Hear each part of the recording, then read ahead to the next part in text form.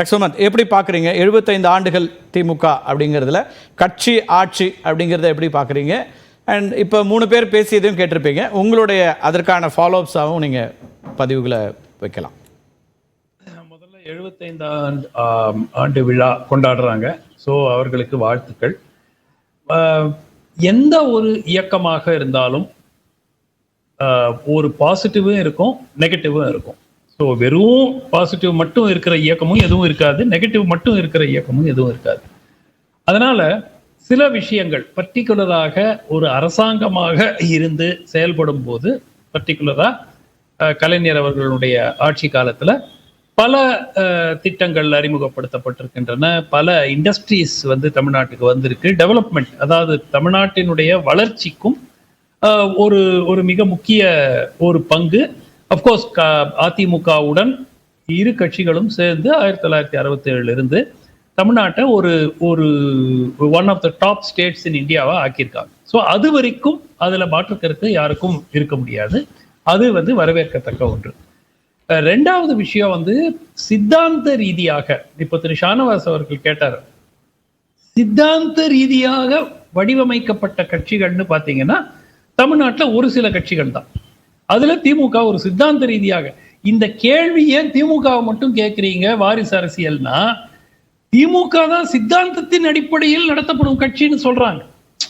So இது ஏன் உதாரணத்துக்கு அதிமுக அப்கோர்ஸ் அந்த வாரிசு அரசியல் இப்ப இல்ல, பட் ஒரு பெருமளவில் இல்லை. ஆனாலும் ஏன் அதிமுக பத்தியோ பாட்டாளி மக்கள் கட்சிக்கு எதிராகவோ இந்த குற்றச்சாட்டு வைக்கப்படவில்லை அப்படின்னு கேட்டாக்க, நாங்க திராவிடியன் ஐடியாலஜியில வந்தவங்க அப்படிங்கிறது திமுக தான் சொல்றாங்க. வேற கட்சிகள் எல்லாம் அதிமுகவும் அதுல மாற்று கருத்து சொல்றது இல்ல. திராவிட கொள்கைகள் அதிமுக திராவிட சோகால்ட் ஒரிஜினல் திராவிட கொள்கைகள் அப்படிங்கறத தாண்டி அவங்க வந்துட்டாங்க. அதனால இன்ஃபேக்ட் வந்ததுனாலதான் அவங்களால 35 வருஷம் ஆட்சியில இருக்க முடிந்தது. ஏன்னா நீங்க கிடையாதுங்க.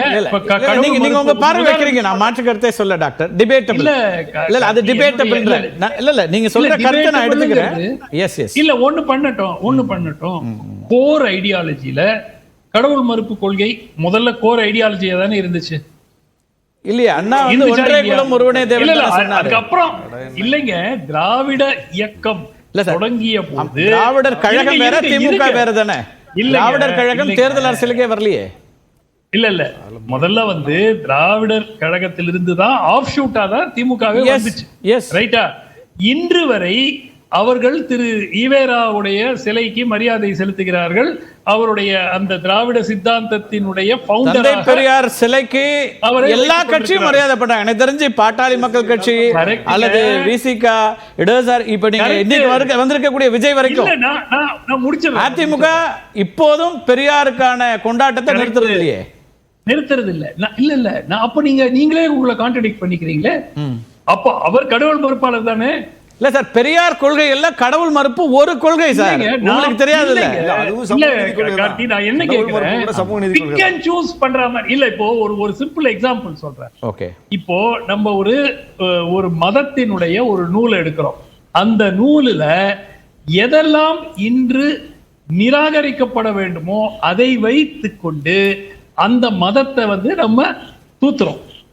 அதே மாதிரி நம்ம ஒரு கொள்கை, ஒரு நபருக்கு ஒரு 5-6 கோர் பிலீஃப்ஸ், இதுதான் கோர் பிலீஃப்ஸ். ஆக்சுவலா என்னன்னா, இப்ப திமுக மேல இருக்கிற இல்ல டாக்டர் சுமந்த், திமுக மேல இருக்கிற விமர்சனமே கொள்கை சித்தாந்த பிடிப்புல உறுதியா இருக்கிறவங்க, இறுக்கமா இருக்கிறவங்க என்ன சொல்றாங்கன்னா, 90% இந்துக்கள்னு சொல்லக்கூடிய கட்சி நீங்க ஏன் அதை காம்ப்ரமைஸ் பண்றீங்கன்னு தான் சொல்றாங்க. ஆனா நீங்க சொல்றது ரிவர்ஸ்.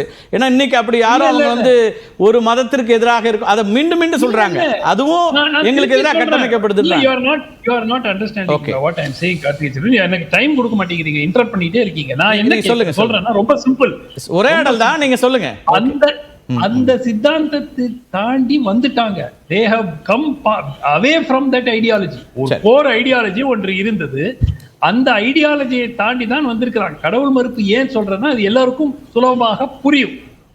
அதே மாதிரி ஒரு காலகட்டத்தில் ஒரு கேள்வி மட்டும் உங்கள்கிட்ட வைக்கிறேன். நீங்க சொன்னதுல இருந்து கடவுள் மறுப்புங்கிறது ஒரு சித்தாந்தம். அவங்க சமூக நீதி அப்படிங்கிறதுலயோ பெரியார் கருத்துக்கள்லயோ கடவுள் மறுப்பு ஒண்ணு இல்ல அந்த ஒட்டுமொத்த கான்செப்ட். நீங்க பெண் விடுதலை எல்லாமே அவங்க சொல்லக்கூடிய எல்லாமே அதுல எந்த மாற்றமும் இல்லையே, அப்படியே தானே இருக்கு. இல்ல இப்போ சமூக நீதியை எடுத்துப்போம்.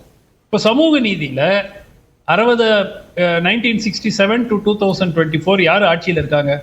திராவிட கட்சிகள் தானே. இன்னி வரை ஏன் தனி சுடுகாடு இருக்கு கிராமத்துல? ஏன் தலித் மக்கள் காலனி என்று அழைக்கப்பட்டு ஊருக்கு தாண்டி தான் அவர்கள் ஏன் வாழ வேண்டிய ஒரு சூழல் இருக்கிறது? இல்லைங்க, நான் என்ன சமூக நீதி மாற்று கருத்துல போதாமைகள் இருக்கு.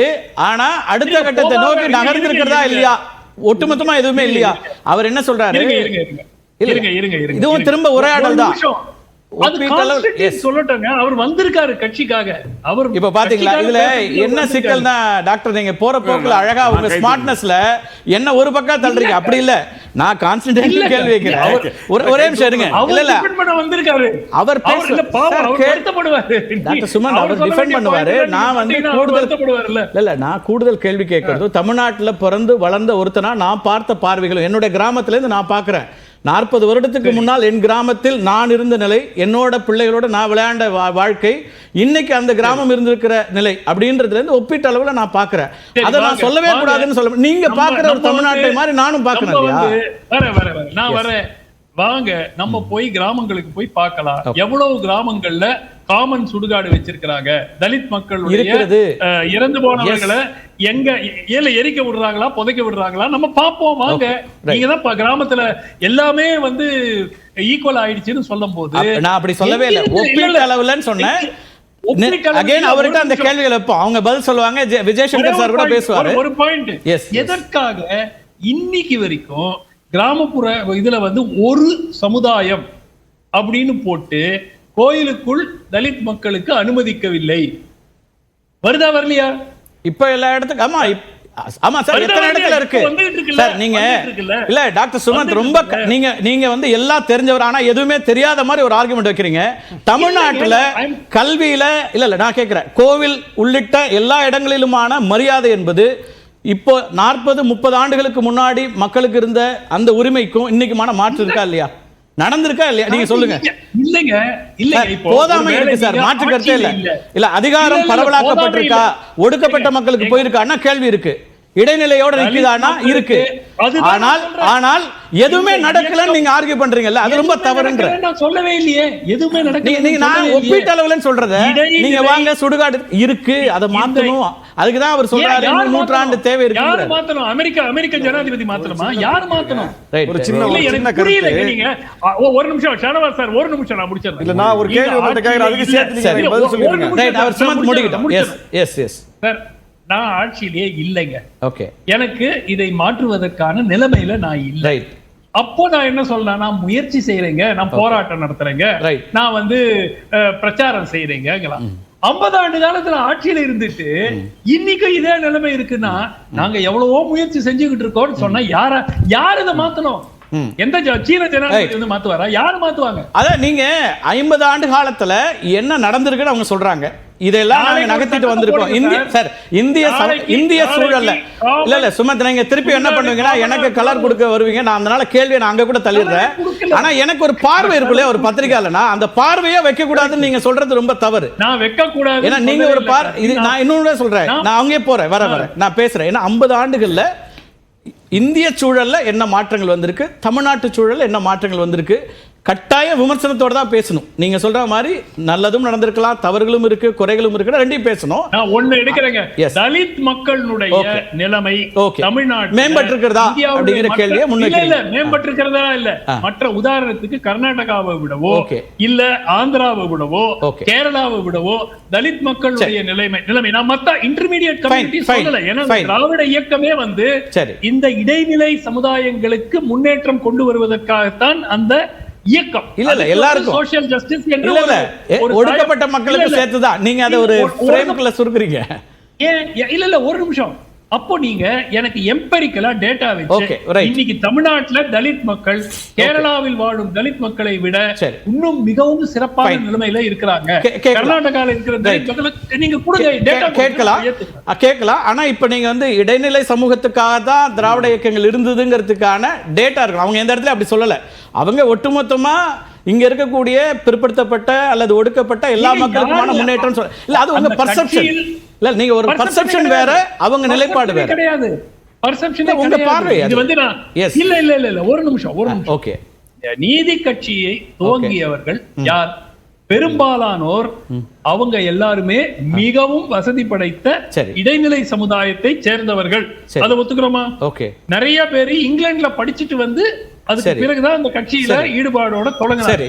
சோ இது வந்து ஒரு ஒடுக்கப்பட்ட மக்களால் துவக்கப்பட்ட இயக்கம் இல்லை, இடைநிலை சமுதாயம். யாருக்கான இயக்கம்ங்கிறதானே தவிர யார் தொடங்கினாங்கிறதே இல்லையே சுமத். இது ஆர்குமெண்ட் இல்லையே.